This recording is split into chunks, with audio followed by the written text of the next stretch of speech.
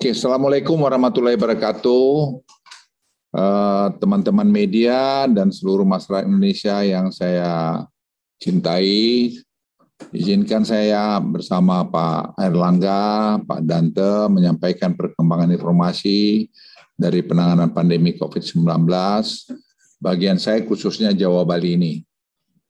Yang pertama, situasi perkembangan COVID-19 di Jawa Bali terus mengalami perbaikan yang cukup berarti. Hal ini ditandai semakin sedikitnya kota kabupaten berada di level 4, di mana pertanggal 5 September 2021 hanya 11 kota kabupaten di Jawa Bali yang ada pada level 4. Dari sebelumnya berjumlah 25 kota kabupaten. Peningkatan yang signifikan ini terjadi pada level 2, di mana jumlah kota kabupaten meningkat dari sebelumnya 27 menjadi 43 kabupaten kota dari wilayah aglomerasi. Juga daerah istimewa Yogyakarta berhasil turun ke level 3. Sementara Bali kami perkirakan butuh waktu 1 minggu lagi untuk turun ke level 3 dari level 4 akibat perawatan pasien di rumah sakit yang masih tinggi. Dan saya sudah komunikasikan juga kepada Gubernur Bali tadi malam untuk kita rame-rame mengatasi masalah ini. Secara keseluruhan, indikator transmisi penyakit yang terdiri dari penambahan kasus konfirmasi, jumlah perawatan pasien yang ada di rumah sakit, dan jumlah kematian terus mengalami perbaikan. Semua ini tentunya adalah sesuatu yang patut kita syukuri yang merupakan buah dari kerja keras kita semua. Apa yang dicapai kita bersama hari ini tentunya bukanlah bentuk euforia yang harus dirayakan. Kelengahan sekecil apapun yang kita lakukan, ujungnya akan terjadi peningkatan kasus dalam beberapa minggu ke depan. Ini adalah sesuatu yang harus kita hindari. Seperti yang terjadi beberapa hari yang lalu di restoran kafe di wilayah Jakarta yang tidak patuh pada protokol kesehatan. Hingga pada akhirnya harus dilakukan tindakan penutupan selama 3 hari ke depan. Kami juga masih melihat banyaknya restoran kafe yang masih belum menerapkan penggunaan aplikasi Peduli Lindungi. Padahal ini semua adalah untuk keamanan kita bersama. Bapak Presiden dalam rapat kabinet terbatas tadi siang menekankan bahwa COVID-19 tidak akan hilang dalam waktu yang singkat dan kita perlu menyiapkan diri untuk hidup bersama COVID-19. Karena COVID-19 ini akan berubah dari pandemik ke endemik. 3 strategi pengendalian pandemi kita akan menjadi kunci utama dari transisi kehidupan kita ketika COVID-19 ini menjadi epidemi dari pandemi. 3 strategi tersebut adalah peningkatan coverage vaksinasi yang cepat dan seluruh masyarakat Indonesia, serta testing, tracing, treatment yang baik, dan kepatuhan prokes 3M yang tinggi. Di mana sistem Peduli Lindungi yang kita gunakan saat ini akan menjadi integrator utama dari 3 strategi tersebut, sehingga bisa meminimalkan penularan COVID-19 ketika kita membuka kembali aktivitas masyarakat secara bertahap. Oleh karena itu, pemerintah tidak bosan-bosannya mengingatkan kepada seluruh komponen masyarakat untuk mematuhi protokol kesehatan dan penggunaan aplikasi Peduli Lindungi sesuai dengan instruksi dari pemerintah. Dalam 1 minggu terakhir, kami menemukan banyak pelanggaran seperti yang muncul di media dalam beberapa hari ini. Pemerintah akan mengambil langkah persuasif dalam penegakan aturan-aturan ini sebelum mengambil langkah tegas jika upaya persuasif diabaikan. Terkait keamanan data di dalam Peduli Lindungi, pemerintah menjamin keamanan data tersebut. Dan saat ini penyimpanan data dilakukan oleh Kementerian Komunikasi Informasi dengan penanganan keamanan data dibantu oleh Badan Cyber Nasional, Badan Cyber Negara. Pemerintah akan terus mengambil langkah-langkah perbaikan agar kelancaran penggunaan Peduli Lindungi semakin baik. Per 5 September kemarin, total masyarakat yang melakukan screening dengan penggunaan Peduli Lindungi di beberapa sektor publik seperti pusat perbelanjaan, industri, olahraga, dan lainnya telah mencapai hampir 21 juta orang. Dari total 21 juta orang yang tersebut terdapat 761.000 orang yang masuk kategori merah. Tidak diperkenankan masuk melakukan aktivitas di tempat publik oleh sistem. Dan juga terdapat 1.603 orang dengan status positif dan kontak erat untuk mencoba melakukan aktivitas publik. Ke depan pemerintah akan menindak orang yang masuk dalam kriteria hitam Peduli Lindungi yang masih berusaha melakukan aktivitas di area publik dan dengan bawa mereka ke dalam isolasi terpusat. Hal ini dilakukan untuk sama-sama menjaga dan melindungi kita semua. Karena kalau tidak, mereka akan membangun klaster baru lagi di berbagai tempat atau di keluarganya sendiri. Oleh karena itu, pemerintah juga ingin menghimbau agar masyarakat beraktivitas pada tempat-tempat yang sudah menggunakan aplikasi Peduli Lindungi, sehingga dapat mengurangi risiko tertular karena COVID-19. Teman-teman media dan seluruh masyarakat Indonesia, meskipun indikator transmisi mengalami perbaikan seperti yang saya sebutkan di atas, namun indikator respon kesehatan pada banyak wilayah kota kabupaten masih belum memenuhi target yang ingin kami capai. Fokus inilah yang menjadi prioritas pemerintah dalam beberapa minggu ke depan. Dan Presiden merintahkan kami untuk melakukan ini semua dengan cermat. Contohnya pada rasio kontak erat, meskipun telah terjadi kenaikan signifikan rasio kontak erat dari 3,37 ke awal Agustus menjadi 7,89 per 5 September, namun pada banyak daerah rasio kontak eratnya masih di bawah 5, sehingga kemudian menghambat daerah tersebut untuk menjadi turun level. Ini penting sekali, kami berharap memang bisa sampai rata-rata 10 kontak erat target pada waktu 2-3 minggu ke depan. Seiring dengan kondisi situasi COVID-19 yang makin baik, serta implementasi protokol kesehatan dan penggunaan Peduli Lindungi yang terus berjalan, ada beberapa penyesuaian aktivitas masyarakat yang bisa dilakukan dalam periode 7-13 September ini. Yang pertama, penyesuaian waktu makan atau dine-in dalam mal menjadi 60 menit dengan kapasitas 50%.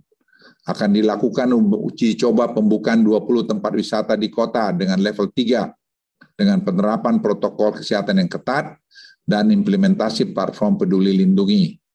Serta kabupaten kota level 2 juga akan diwajibkan menggunakan Peduli Lindungi pada tempat-tempat wisata yang sudah diperbolehkan buka. Kami akan melakukan uji coba protokol kesehatan dan Peduli Lindungi untuk mal dan pusat perbelanjaan di Bali dengan batasan-batasan tertentu. Pandemi telah mengajar kepada kita semuanya untuk mencari titik keseimbangan antara gas dan rem, seperti yang selalu disampaikan oleh Presiden. Keseimbangan antara kepentingan kesehatan dan perekonomian harus disikapi secara teliti dan hati-hati. Dalam mengambil keputusan, pemerintah harus terus merujuk kepada data, serta kepada ilmu pengetahuan dan teknologi terbaru. Eksekusinya juga dilakukan secara bertahap, bertingkat, dan berlanjut. Dan tidak ada yang kita kerjakan tidak terpadu. Ini saya mohon para pemirsa, rakyat Indonesia juga paham bahwa Presiden ingin jangan naik lagi COVID ini. Di akhir kata, saya juga tentu tidak bosan mengajak agar kita semua menjadikan doa sekaligus berupaya untuk tidak lengah dalam penerapan protokol kesehatan. Dan selanjutnya, semoga Tuhan Yang Maha Kuasa selalu memberikan kesehatan, kekuatan, dan meridai, serta memberikan kemudahan kita semua, agar kita semua dapat keluar dari pandemi COVID-19 ini. Dan kita jangan pernah jumawa bahwa kita seolah-olah sudah selesai mengatasi ini. Perjalanan masih panjang. Kita harus bisa melalui rintangan-rintangan ini bila kita semua disiplin. Terima kasih. Wassalamualaikum warahmatullahi wabarakatuh. Dan selanjutnya saya persilakan Menko Perekonomian Pak Airlangga untuk menyampaikan. Terima kasih Pak Menko Marinvest, Pak Luhut, Wamen Kesehatan, Pak Dante, beserta masyarakat Indonesia yang saya banggakan dan cintai, serta teman-teman media cetak maupun elektronik. Saya akan melanjutkan apa yang disampaikan oleh Pak Menko Marinvest, bahwa evaluasi PPKM di luar Jawa ini dilakukan setiap 2 pekan, perpanjangannya setiap 2 pekan, dan tentu evaluasinya juga dilakukan setiap minggu. Nah, periode PPKM luar Jawa Bali terakhir adalah 24 Agustus sampai dengan 6 September, dan evaluasi dari kebijakan PPKM yang berlaku adalah sebagai berikut. Tadi arahan Bapak Presiden di dalam ratas, sekali lagi menggarisbawahi apa yang disampaikan oleh Bapak Presiden bahwa pandemi belum berakhir dan virus ini tidak mungkin hilang secara total dan kita hanya bisa mengendalikan dan masyarakat diminta tetap waspada meski angka kasus turun, namun ini belum merata dan masih bersifat dinamis. Kemudian Bapak Presiden meminta akselerasi vaksinasi menjadi fokus utama dan juga diberikan prioritas kepada 5 kabupaten kota di tempat akan diselenggarakannya PON, di mana untuk itu Dinkes, TNI, Polri perlu dikerahkan. Di luar daerah yang menyelenggarakan PON, Bapak Presiden memberi perhatian kepada Aceh, Sumatera Barat, Lampung, Kalsel, Kalbar, Sulteng, NTB, Maluku Utara, dan tentunya Papua, yang angkanya masih lebih rendah daripada angka vaksinasi rata-rata nasional. Kemudian kalau dilihat dari segi kasus aktif, luar Jawa ini dari 155.519, ini luar Jawa kontribusinya 60%, dan kasus aktif di luar Jawa Bali menurun dan penurunan tertinggi di Nusa Tenggara minus 73,76%. Dari segi kesembuhan di luar Jawa Bali 90%, sedikit di bawah nasional yang 92,94%. Kemudian kasus kematian di luar Jawa Bali 2,99%, di bawah standar nasional yang sedikit lebih baik yaitu 3,29%. Nah, kalau kita lihat dari Sumatera, kontribusi terhadap kasusnya 14,63%, kesembuhannya 88,87%, fatality rate-nya 3,39%, dan perkembangan kasus aktifnya antara tanggal 9 sampai dengan bulan September ini, tentu ini penurunannya adalah minus 50. Jadi kalau kita bandingkan 9 Agustus sampai 4 September, turunnya adalah 50,69%. Khusus di Nusa Tenggara, kontribusi terhadap kasus secara nasional 2,1%, kesembuhannya di atas nasional 93,83%, tingkat fatality rate-nya di bawah nasional 2,27%, kemudian juga kasus aktifnya 2,18%, dan penurunannya 73,76% dari 9 Agustus sampai dengan 4 September. Kalau kita lihat Kalimantan, kontribusinya ada 8,08%, kemudian kesembuhannya 91,79%, fatality rate-nya sedikit di bawah nasional yaitu 3,11%, nasional 3,29%, dan perkembangan kasusnya turun 64,45%. Demikian pula Sulawesi, kontribusi terhadap nasional terhadap kasusnya adalah 5,46%, kesembuhannya 91,78%, fatality rate-nya adalah 2,55%, kemudian terkait dengan penurunan kasus aktif adalah minus 62,39%. Maluku Papua, prosentasi kasusnya adalah 1,97%, kesembuhannya di bawah nasional yaitu 82,04%, fatality rate-nya sedikit lebih baik yaitu 1,55%, kemudian kontribusi terhadap nasional di kasus aktifnya 8,6%, dan terjadi penurunan sebesar minus 28,77, itu dari 9 Agustus sampai 4 September. Nah, luar Jawa Bali ini dilakukan perpanjangan PPKM, yaitu pada kabupaten kota di luar Jawa Bali, yaitu PPKM level 4 diterapkan di 23 kabupaten kota, yang sebelumnya adalah di 34 kabupaten kota. Nah, perlu diketahui bahwa jumlah provinsi juga penurunan level telah terjadi. Semula masih ada 7 provinsi, dan saat ini yang level 4 tinggal di 2 provinsi, yaitu di Kalimantan Timur dan Kaltara. Dari PPKM yang ditetapkan di 23 kabupaten kota, 15 kabupaten kota dari 34 level 4 ini masih di level 4. Yang sudah turun adalah 19 kabupaten kota. Namun ada tambahan 8 kabupaten kota yang dapat peningkatan dari level 3 ke level 4, sehingga total yang diterapkan level 4 adalah 23 kabupaten kota.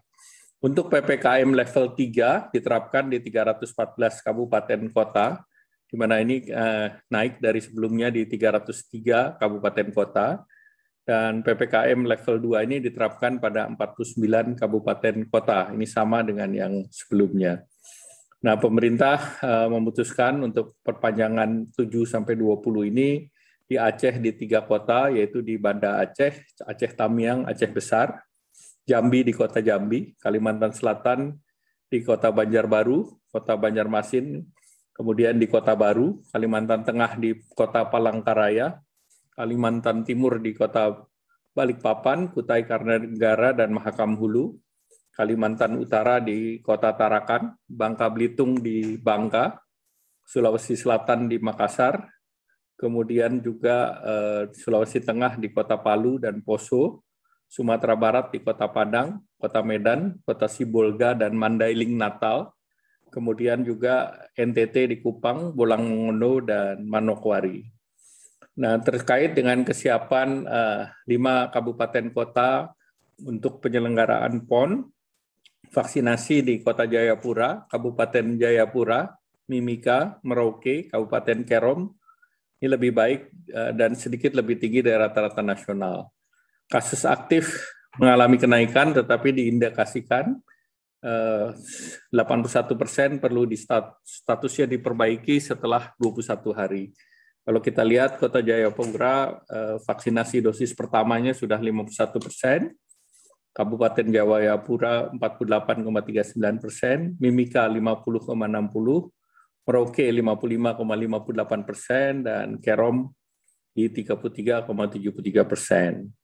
Nah, khusus untuk di luar Jawa juga dicoba aplikasi Peduli Lindungi untuk kabupaten kota yang telah mencapai 50% vaksinasi dosis pertama, yaitu 1 di Kota Banda Aceh, itu sudah 58,47%, Kota Jambi 65%, Kota Kupang 61%, Palangkaraya 58%, dan Batam 83%. Nah, Peduli Lindungi ini digunakan untuk venue check-in di beberapa kegiatan, entah itu di mall, di kegiatan-kegiatan yang membutuhkan ataupun masuk dalam kegiatan yang terkait dengan fasilitas-fasilitas umum. Nah, selanjutnya dapat kami sampaikan bahwa bantuan tunai untuk PKL, warung, ataupun warteg, ini kepada 1 juta PKL dan pemilik warung yang diberikan dana 1,2 juta melalui TNI Polri, ini akan segera dijalankan, dan ini adalah bukan penerima BPUM dan lokasi usaha di PPKM level 3 dan 4. Nah, ini akan segera dijalankan karena seluruh regulasinya telah lengkap. Nah, kemudian terkait dengan program jaring pengaman sosial, ini realisasi insentif, salah satunya Kartu Prakerja, ini telah dibagikan selama tahun 2021 ke 4,3 juta, dan di batch gelombang ke-19 ini sudah 3,9 juta yang mendaftar, dan penerimanya adalah 800.000. Selanjutnya, sekali lagi sesuai arahan Bapak Presiden bahwa ini dapat terjadi penanganan ini secara baik, koordinasi pemerintah pusat, pemerintah daerah, gubernur, beserta Forkominda, bupati, wali kota, beserta Satgas COVID dan TNI Polri, dan tentu saja mengapresiasi partisipasi dari masyarakat untuk terus menjalankan protokol kesehatan, menggunakan masker, 3M maupun yang dilakukan oleh Satgas dalam penanganan 3T dan tentunya vaksinasi. Dan harapannya tentu masyarakat bisa untuk mendorong agar vaksinasi ini bisa terus berlangsung hingga sebagian besar dari penduduk kita, sebagian masyarakat bisa tervaksinasi dosis pertama, dan harapannya tentu di bulan Desember nanti sudah mendekati 208 juta penduduk yang sudah tervaksinasi. Sekali lagi kami mengucapkan terima kasih atas seluruh kerjasama dengan seluruh stakeholder atau pemangku kepentingan. Demikian pula dengan teman-teman dari media cetak maupun media elektronik. Demikian kami kembalikan pada Pak Menko Marinvest. Wassalamualaikum warahmatullahi wabarakatuh. Terima kasih Pak Erlangga. Saya pikir sudah dijelaskan oleh Pak Erlangga. Saya persilakan Wakil Menteri Kesehatan, Pak Dante, silakan. Terima kasih Pak Menko Marinvest, Pak Menko Perekonomian, serta seluruh rakyat Indonesia yang saya banggakan. Untuk melengkapi presentasi apa yang ingin saya sampaikan, saya izin untuk melakukan share screen sebentar, bahwa kita sudah melewati masa puncak kasus konfirmasi, kasus perawatan di rumah sakit, dan kematian di rumah sakit untuk beberapa eskalasi beberapa waktu yang lalu. Saat ini, tetapi di negara-negara tetangga kita, eskalasi itu masih terjadi. Di Malaysia masih terjadi terus kasus eskalasi, di Filipina masih terus terjadi, di Vietnam masih terus terjadi, sedangkan kita sudah mulai menurun. Apa yang perlu kita tindak lanjuti dari peristiwa ini adalah bahwa menurunnya kasus yang ada di tempat kita bukan membuat kita menjadi terlena, seperti pesan Bapak Presiden, akan tetapi inilah saatnya kita melakukan penguatan terhadap ketahanan medis. Ketahanan medis itu dipentingkan karena beberapa kasus itu terjadi juga peningkatan di beberapa tempat. Di Amerika Serikat, di Inggris, dan Israel, di mana di Amerika Serikat angka vaksinasinya sudah sedemikian baik hingga 52%, di Inggris 63%, di Israel 63%, terjadi lagi kenaikan kasus tersebut. Ini disebabkan karena abai protokol kesehatan yang selama ini diabaikan karena merasa sudah dilakukan vaksinasi. Jadi vaksinasi bukan satu-satunya game changer, tetapi merupakan salah satu komponen yang penting untuk dilakukan, tetapi penting adalah protokol masyarakat. Setiap kali terjadi kenaikan mobilitas masyarakat, selalu disertai dengan peningkatan kasus tersebut. Yang harus kita hati-hati adalah peningkatan kasus akibat aktivitas yang meningkat yang mungkin akan terjadi menghadapi libur peringatan Maulid Nabi yang nanti akan ada di bulan depan. Nah, kita mesti berhati-hati karena setiap kali peningkatan mobilitas selalu disertai dengan peningkatan kasus tersebut. Dari berbagai macam strategi penanganan yang perlu dilanjutkan, maka yang paling penting adalah tes epidemiologi, kemudian rasio kontak erat yang dilacak, dan percepatan vaksinasi pada saat kita sekarang sudah melalui masa-masa sulit di mana eskalasinya kemarin itu sudah semakin tinggi dan sekarang sudah semakin baik. Karena itu implementasi PPKM di level 1-4 tentu harus tetap dilakukan dan ditetapkan, serta pemanfaatan teknologi digital dalam implementasi protokol kesehatan terus harus dilakukan. Bagaimana protokol kesehatan tersebut dilakukan dengan metode digital? Kita sudah mempunyai Peduli Lindungi. Dengan Peduli Lindungi ini masyarakat dipantau, kemudian dimitigasi, serta dievaluasi status mobilisasinya. Ada 4 kriteria hijau, kuning, merah, dan hitam.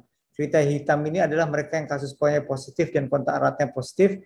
Ini dilakukan evaluasi agar tidak melakukan penyebaran dan meningkatkan terjadinya kasus tersebut.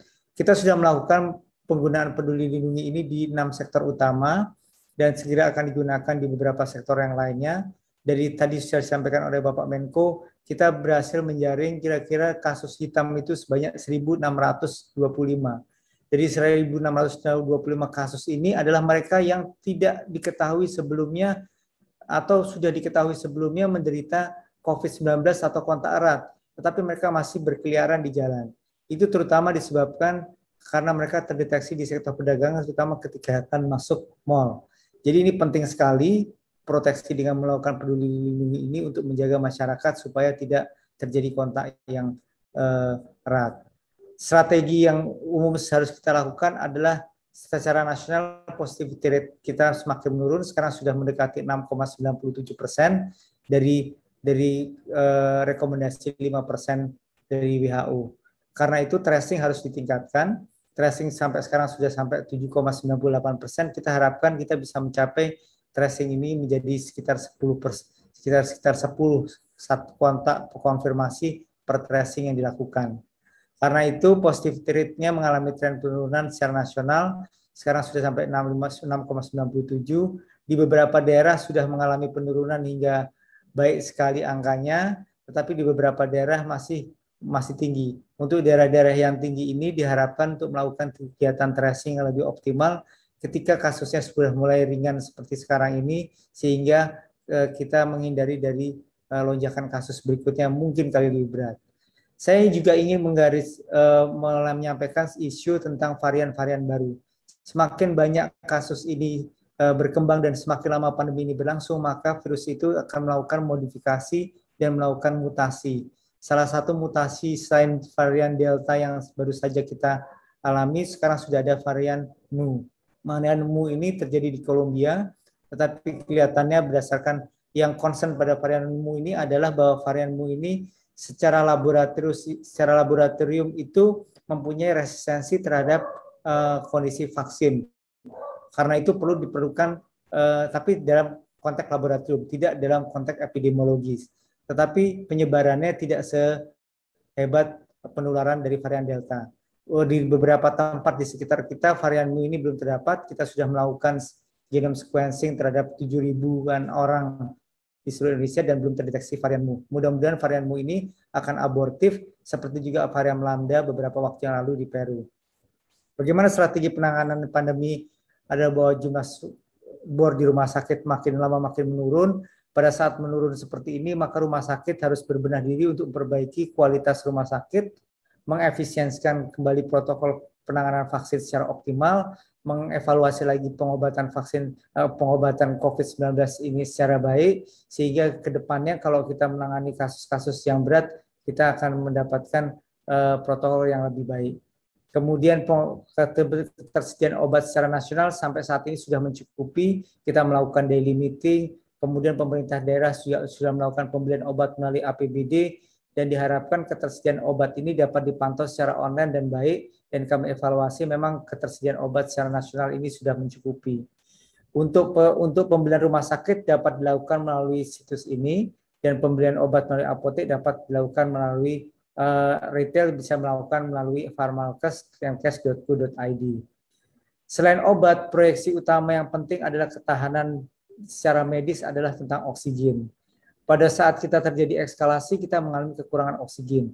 Karena kebutuhan oksigen rata-rata ketika belum terjadi pandemi sekitar 400 ton satu hari. Ketika terjadi eskalasi di masa puncaknya hampir 2.725 ton sehari. Padahal kapasitas produksi oksigen di skala nasional itu hanya 1.700 ton sehari. Artinya kita memerlukan oksigen yang jumlahnya sangat kurang sekali. Karena itu kita melakukan berbagai macam modifikasi untuk melakukan penguatan pada saat kasusnya tidak meningkat sekarang, dengan antara lain mengadakan oksigen konsentrator di beberapa rumah sakit.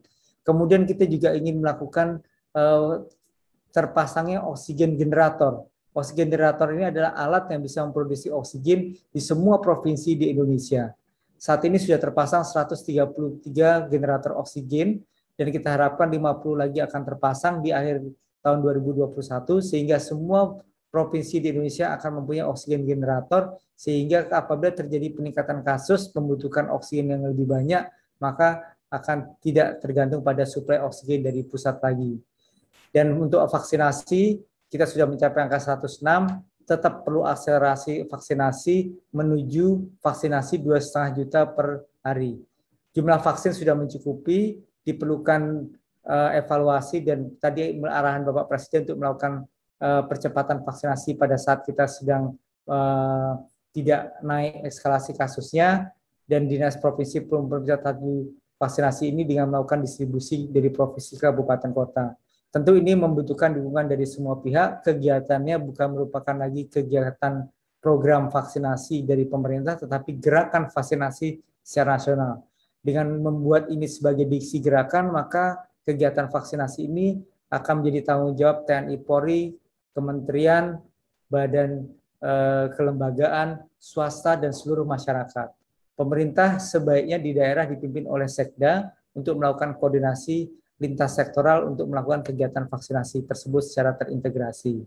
Dalam menghadapi PON, kita sudah melakukan serangkaian kegiatan untuk membuat kegiatan PON tersebut bisa terlaksana dengan baik, dengan mempersiapkan 423 tenaga medis, sistem rujukan dan ambulan, kemudian melakukan serangkaian kegiatan vaksinasi.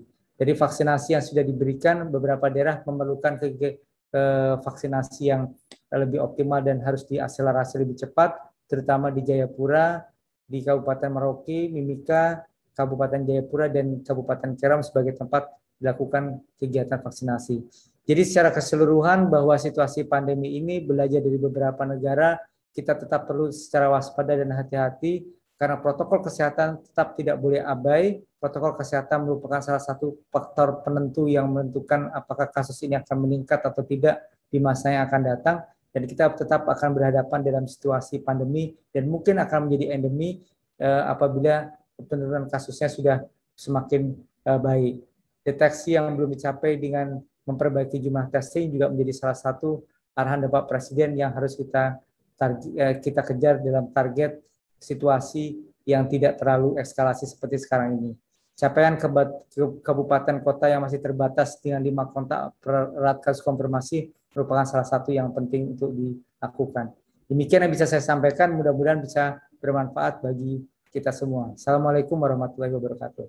Terima kasih Pak Dante. Saya kira teman-teman media dan masyarakat yang menonton sudah mendengarkan penjelasan yang panjang lebar detail dari Pak Dante mengenai penanganan COVID ini. Jadi saya hanya sekali lagi menghimbau kita semua supaya kompak untuk disiplin, saling mengingatkan supaya kita jangan kena lagi gelombang ketiga. Karena tadi sudah dijelaskan ada tadi varian Mu, dan juga ingin saya ingatkan kalau ini berlanjut begini terus akan bisa timbul varian-varian lain. Kita tidak tahu apakah lebih dahsyat, lebih ganas, atau bagaimana.